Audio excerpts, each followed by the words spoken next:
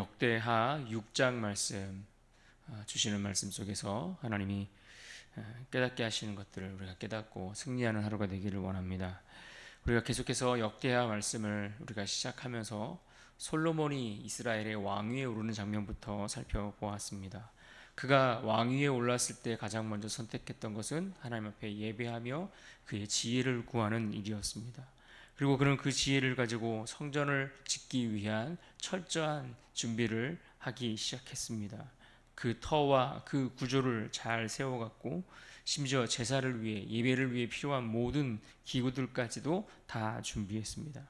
그리고 우리가 어제 보았던 5장에서 언약궤가 드디어 지성소 안으로 들어와 안치되고 또 그로 인해 하나님의 영광이 성전에 가득했다라는 것을 우리는 말씀 속에서 볼 수 있었습니다. 이제 오늘 본문 6장인데요. 6장에서는 그 성전에서 솔로몬이 온 백성들을 대표하여 하나님 앞에 봉헌의 기도를 올려드리는 그러한 장면을 볼 수 있습니다. 그런데 이 기도 역시 단순한 건물 봉헌을 위해 드리는 기도가 아니라 하나님의 백성이 과연 어떤 마음으로 하나님의 성전을 향하여 바라봐야 할 것인가? 과연 하나님의 백성들이 어떤 태도로 기도하는 것이 옳은 것인가 하는 것을 오늘 말씀 속에서 깨닫게 해주시는 아주 중요한 내용을 담고 있습니다. 본문 1절과 2절을 먼저 보시면 이렇게 시작합니다. 그때 이 솔로몬이 이르되 여호와께서 캄캄한 데 계시겠다 말씀하셨사오나 내가 주를 위하여 거하실 성전을 건축하였사오니 주께서 영원히 계실 초소로소이다 하고, 솔로몬이 지금 성전을 봉헌하면서 했던 말이 여호와께서 캄캄한 데 계시겠다 했다, 이렇게 이야기했습니다. 또 내가 주를 위하여 거하실 성전을 건축하였사오니 주께서 영원히 계실 곳입니다, 이렇게 말을 했습니다. 캄캄한 데 계시겠다라고 했던 이 표현은 우리가 출애굽기 20장 21절에 기록된 말씀처럼 시내산에 임재하시는 그러한 하나님의 모습을 우리가 떠올려 볼 수 있는 그런 대목입니다. 다시 말해 하나님의 거룩함의 어떤 초월성을 우리에게 보여주시는, 드러내주는 그런 표현이라고 할 수 있습니다. 인간이 감히 측량할 수 없고 인간이 감히 하나님을 헤아릴 수 없고 담아낼 수 없는 그러한 하나님의 거룩한 두려움으로 임재하시는 그러한 하나님의 모습을 강조하고 표현하는 고백이라고 할 수 있습니다. 동시에 솔로몬이 했던 말 가운데 내가 주를 위하여 거하실 전을 건축하겠다라고 했던 이 고백은 이처럼 하나님이 인간이 다 헤아릴 수 없고 인간이 측량할 수 없는 그러한 초월적인 분이시기에 인간이 지은 그 집에 하나님이 제한되시는 분이 분명 아니시지만, 그러나 하나님께서 은혜 가운데 성전에 임하시겠다 하시고 하나님이 은혜 가운데 우리 가운데 오셔서 그 백성들과 함께 하시겠다 하셨던 그 말씀들을 기억하며 거기 소망을 두고 고백하는 기도라고 할 수 있는 것이죠. 그래서 이것은 우리의 신앙에 있어서 매우 중요한 두 가지 고백으로서 신앙의 균형을 잡아주는 그런 내용이라 할 수 있을 것입니다. 우리가 믿는 하나님, 그분은 측량할 수 없는 하나님이십니다. 내가 헤아릴 수 없고 내가 다 알 수 없고 다 이해할 수 없고 감히 인간의 그 어떤 지혜로도 계산할 수 없는 그러한 초월자 되시는 참 신이시오 참 하나님이신 것이죠. 그러기에 그분 앞에서 우리가 취해야 할 태도는 무엇입니까? 그분을 경외하는 것입니다. 늘 하나님 앞에 우리가 겸손히 그분을 경외하며 그분을 두려워하는 마음으로 그 앞에 나아가는 것, 그렇게 서야 하는 것, 이것이 우리가 취해야 할 자세 아니겠습니까? 그럼에도 불구하고 우리가 믿는 그 하나님은 감히 우리가 측량할 수 없는 존재이시지만 은혜로 우리 가운데 임재해 주시는 분이십니다. 우리 가운데 함께 하여 주시기에 그분과의 깊은 관계 속에서 친밀함의 그 관계를 유지하고 세워가고 또 주시는 그 약속의 말씀에 대해서 확신 가운데 설 수 있게 된다라는 것이죠. 그래서 우리의 예배에는 바로 이러한 두 가지가 늘 함께 있어야 하는 겁니다. 하나님을 너무나 친근하게만 대하여 가볍게 그분을 생각하거나 여기지 말아야 할 뿐만 아니라 또한 너무 멀리 계신 분이 아니라 늘 나와 함께 하길 원하시고 나랑 같이 계시며 오늘도 이곳에 임재하셔서 우리에게 기쁨을 주기를 원하시는 그러한 하나님인 것을 우리가 기억해야 합니다. 그러나 거룩한 두려움과 친밀한 은혜가 함께 있을 때에 우리 예배가 참된 예배가 될 수 있다는 이 중요한 한 가지 사실을 우리가 잊지 말아야 할 것입니다. 계속해서 3절에 보시면 솔로몬은 온 회중 앞에서 축복하며 이러한 고백을 했습니다. 3절입니다. 얼굴을 돌려 이스라엘 온 회중을 위하여 축복하니 그때에 이스라엘의 온 회중이 서 있더라.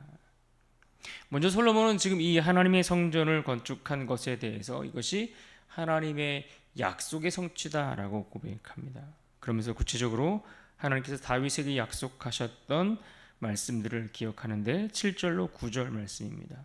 내 아버지 다윗이 이스라엘의 하나님 여호와의 이름을 위하여 성전을 건축할 마음이 있었더니 여호와께서 내 아버지 다윗에게 이르시되 내가 내 이름을 위하여 성전을 건축할 마음이 있으니 이 마음이 내게 있는 것이 좋도다. 그러나 너는 그 성전을 건축하지 못할 것이요 내 허리에서 나올 내 아들 그가 내 이름을 위하여 성전을 건축하리라 하시더니. 그러니까 다윗이 성전을 짓고 싶었지만 하나님께서 내가 아니라 너의 아들 솔로몬이 그분의 이름을 하나님의 이름을 위하여 성전을 건축하게 하시겠다라고 말씀하셨다는 것입니다. 그런데 지금 그 약속이 하나님의 그 약속이 솔로몬을 통해서 이루어졌다라는 것을 보여주는 것이죠. 또 솔로몬은 이 성전을 건축함에 있어서 이 성전 건축의 주체가 누구인지에 대해서도 밝히고 있는데 솔로몬은 자신이 성전을 완성했지만 그러나 이것이 자신의 능력으로서 지어진 것이 아니라 하나님의 언약이 성취된 것이다 라고 선포하고 있습니다. 10절을 보십시오. 이제 여호와께서 말씀하신 대로 이루셨도다. 내가 여호와께서 말씀하신 대로 내 아버지 다윗을 대신하여 일어나 이스라엘 왕위에 앉고 이스라엘의 하나님 여호와의 이름을 위하여 성전을 건축하고. 이처럼 성전은 하나님 인간의 업적이 아니라 하나님의 언약의 열매요 은혜의 결과라는 사실을 강조하고 있는 말씀입니다. 그렇습니다. 신앙은 언제나 하나님의 언약의 성취를 기억하고 그것에 감사하는 일입니다. 내가 무엇을 다 이룬 것 같아 보여도 사실은 그것은 하나님의 약속과 은혜의 결과로 이루어진 것뿐이라는 사실을 우리가 아는 것이 필요합니다. 그래서 언제나 우리가 기억하고 잊지 말아야 할 것이 있는데 교회와 가정과 또 우리가 살면서 우리의 인생 가운데 우리가 어떤 무엇을 모든 좋은 일들을 이루어가는 그 모든 것들이 사실 내가 수고하고 애쓰는 것이 있지만 그러나 그 이전에 하나님이 우리에게 언약적 은혜로 주신 것이다라는 해석을 할 수 있는 지혜가 필요한 것입니다. 이는 오늘날 우리가 교회 건축이나 또 사역의 열매, 가정에 주시는 많은 복들과 또 내 인생 속에서 이루는 모든 것들 그 무엇이든 다 마찬가지입니다. 사람의 업적이 아니라 하나님이 약속 가운데 우리 가운데 이루어 주신 사실임을 고백해야 할 것입니다. 이제 12절 이하에 보시면 계속되는 솔로몬의 기도를 볼 수가 있는데 솔로몬은 성전 앞에서 무릎을 꿇고 두 손을 펴서 기도합니다. 이렇게 고백합니다. 18절입니다. 하나님이 참으로 사람과 함께 땅에 계시리까 보소서 하늘이라도 주를 용납하지 못하겠거든 하물며 내가 건축한 이 성전이오리까. 솔로몬은 지금 하나님을 어떤 건물에도 제한되지 않는 분이다 라고 했습니다. 그러나 은혜로 성전에 눈과 귀를 두셔서 백성들의 기도를 들으시겠다라고 하는 겁니다. 하나님이 작은 공간에 어떤 건물에 갇혀 계시는 분이 아니지만 그분이 그의 눈으로 귀로 그 백성들에게 주목하여 들으시고 보시겠다라고 말씀하시는 것이죠. 19절을 보십시오. 그러나 나의 하나님 여호와여 주의 종의 기도와 간구를 돌아보시며 주의 종이 주 앞에서 부르짖는 것과 비는 기도를 들으시옵소서. 하나님은 이처럼 하늘과 땅에 충만하신 분이시지만 은혜로 우리의 가운데 우리의 기도에 귀를 기울여 주시는 그러한 분이시다라는 겁니다. 우리가 기도할 수 있는 근거가 바로 이러한 하나님의 자비하심, 이러한 하나님의 신실하심, 이런 하나님의 은혜로우심, 이러한 하나님의 속성들 때문에 우리가 기도할 수 있는 것 아니겠습니까? 그래서 우리는 하나님을 감히 우리가 가두려고 어떤 내 소원 성취를 위해 내가 붙들고 있는 그러한 제한된 그럴 수 있는 하나님이 아니라 그분의 임재를 구하며 그저 하나님의 은혜를 구하는 것뿐임을 우리는 기억해야 할 것입니다. 그런 우리의 기도를 하나님께서 친히 들어주시는 것입니다. 계속되는 솔로몬의 기도 속에서 우리는 구체적인 내용들 몇 가지를 발견할 수 있는데 그 내용들을 보시면 아주 구체적으로 이스라엘 백성들이 살아가면서 겪는 여러 가지 상황들에 대한 기도를 담아내고 있습니다. 22절로 23절에 보시면 각 사람 사이에 억울함을 겪게 되었을 때 하나님이 그 진실함을 밝혀주시기를 위해 기도합니다. 24절로 25절에서 전쟁에서 패할 때 백성들이 회개하면 용서하시고 다시 회복하시기를 기도하죠.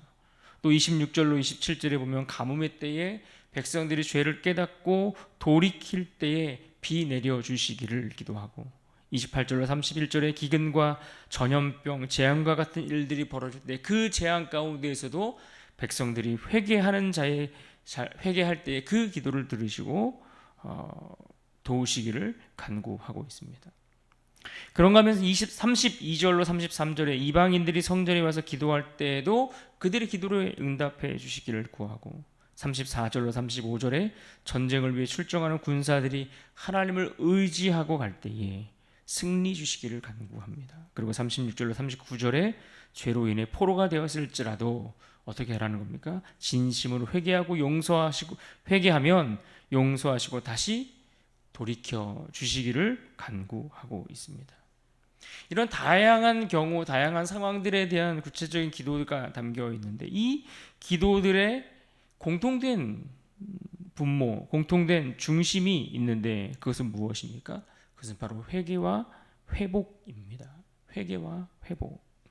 인간의 끊임없는 죄와 그로 인해 무너졌을 때, 인간의 연약함으로, 인간의 죄로 인해 넘어지고 무너지고 모든 것이 부서졌을 때, 그러할 때라도 하나님께 돌이켜 기도한다면 하나님은 언제나 응답하시고 회복시켜 주실 분인 것을 믿고 솔로몬이 그렇게 기도하고 있다는 겁니다.